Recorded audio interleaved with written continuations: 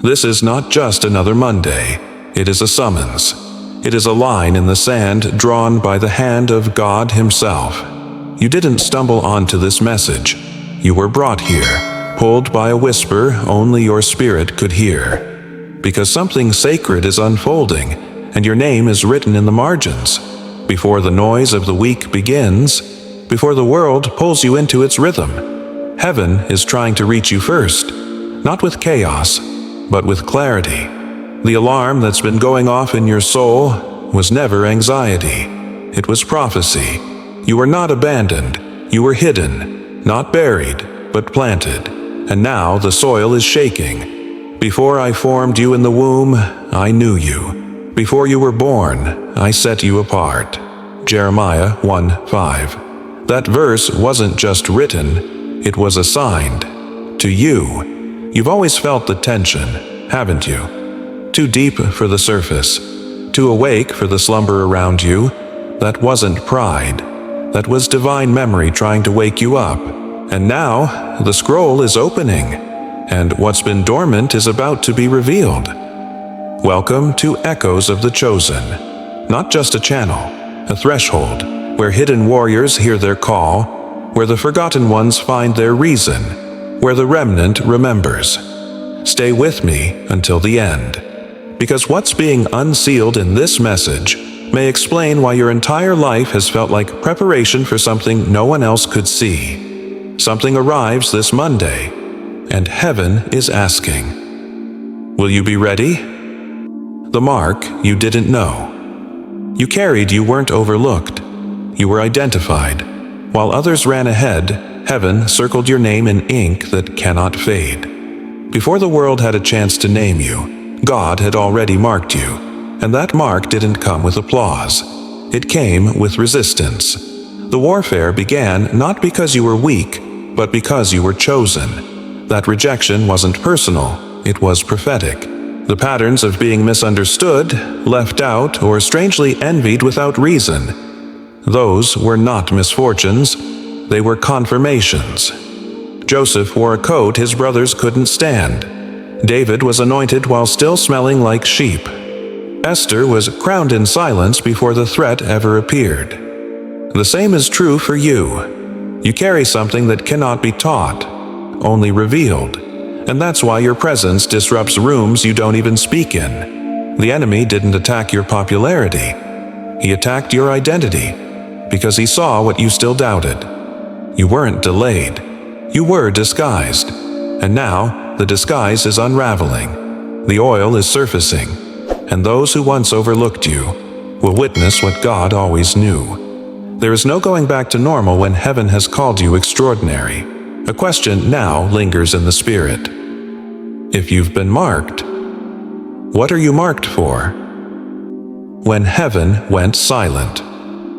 There were nights you asked, God, are you even listening? Days where your prayers felt like they evaporated before reaching heaven, and you wondered if you'd done something wrong. But the silence wasn't punishment, it was precision. The divine does not waste words.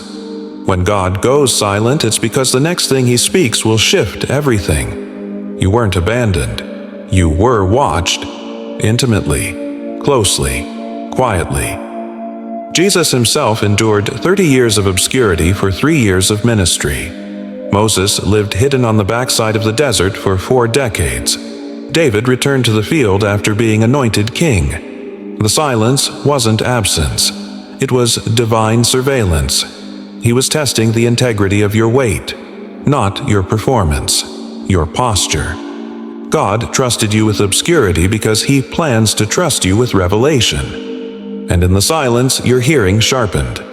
You stopped needing noise to feel affirmed. You learned how to sit in the unseen.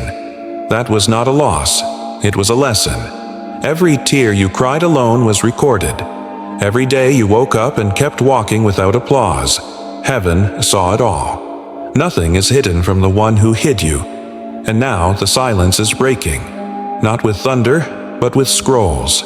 Scrolls that whisper your name into destiny's chambers. A sound is coming, but only those who were silent will recognize it. The furnace of becoming fire does not visit randomly. It is drawn to the ones carrying gold. You thought it was betrayal. You thought it was heartbreak. You thought it was loss. But in heaven's language, it was refining. The betrayal was not against you. It was against what you were carrying.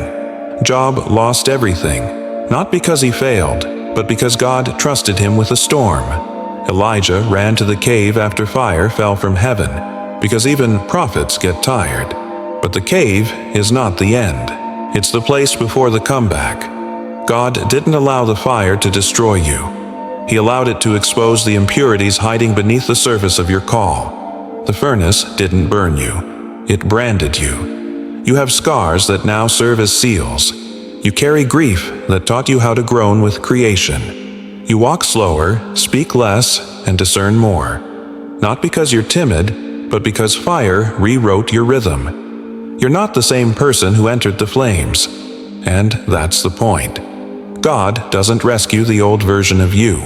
He resurrects the forged one. Some may never understand what burned off of you, but those with spiritual eyes will see the glow you didn't ask for. The question is no longer, why did it happen? It's, who did I become because of it? The cost of ignoring the call. There is a danger in delay, not because God is impatient, but because divine timing is sacred. Every chosen one is given windows, moments where heaven leans in and says, now. And when we hesitate, not out of discernment, but out of fear, things begin to unravel. Jonah ran from the call and found himself in a storm not meant for him. The prodigal left his covering and ended up feeding pigs. Even Moses nearly forfeited his assignment because of disobedience. Delayed obedience is still disobedience. The longer you run, the heavier the silence becomes, and the more expensive the peace you're forfeiting. You don't get to choose the weight of the call, only your response. And to ignore it is to invite unrest. Because the chosen are not built to fit in, they're built to carry. You've felt that ache in your chest, haven't you? That holy discomfort when you've tried to settle. That spiritual irritation when you've chosen comfort over conviction. That is the mercy of God, refusing to let you go numb. He won't let you abort what you were anointed for. Because this calling is not about titles, it's about timelines. And this Monday is not just a day. It's a divine window, one that won't stay open forever. Authority you didn't know. You carried you don't look like what you carry, and that's by design. God always cloaks power in humility. Jesus came wrapped in flesh. David carried a crown before he touched the throne. Mary held the Messiah in silence. What you carry cannot be validated by man. It can only be confirmed in the Spirit. You were underestimated because God hid the oil beneath your wounds. There's a reason your words cut through noise, a reason your presence shifts atmospheres, a reason you feel burdened without explanation. Heaven has invested something in you that cannot be revoked, only revealed. You've been praying for confirmation. But confirmation doesn't always come with claps. Sometimes it comes with conflict. The weight you feel, that's not depression. That's dimension. Your authority isn't loud. It's not attention-seeking. It is silent, steady, and terrifying to the kingdom of darkness. Walk gently, but know the ground trembles where you tread. The scroll opens. You were not chosen just to survive. You were chosen to release something, a message, a movement, a mantle. The scroll of your life contains names you've never met, nations you've never stepped into, miracles that need your yes.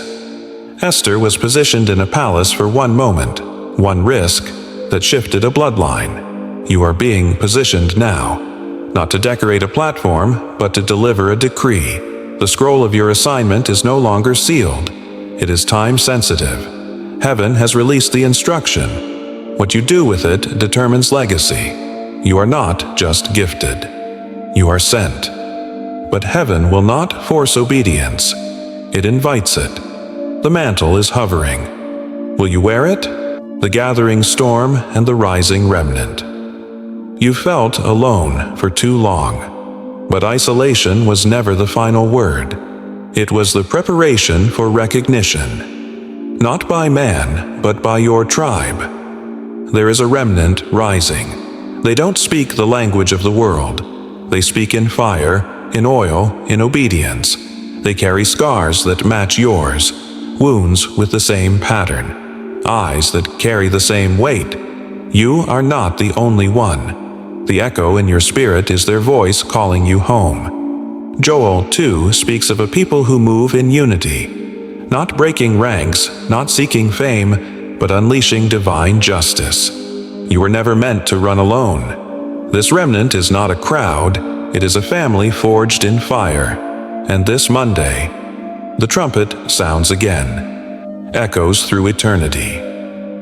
The call on your life doesn't end with you. It echoes through bloodlines, through timelines, through generations not yet born. The cost of your obedience is high because the reach of your assignment is eternal. Every yes you give releases a sound. Every sacrifice sings a song only heaven understands. Your life is not random. It is a melody in the mouth of God. You are not an echo of pain. You are an echo of prophecy. Let your voice ring louder than your past. Let your obedience speak where your name is never mentioned. Let your silence be filled with the sound of scrolls unrolling. This Monday will not be quiet. It will echo. With what you decide and what you carry must not die with you. You thought the silence meant you were forgotten. But heaven was writing your name on a scroll no one else was allowed to read. You weren't overlooked. You were reserved, hidden for a holy hour.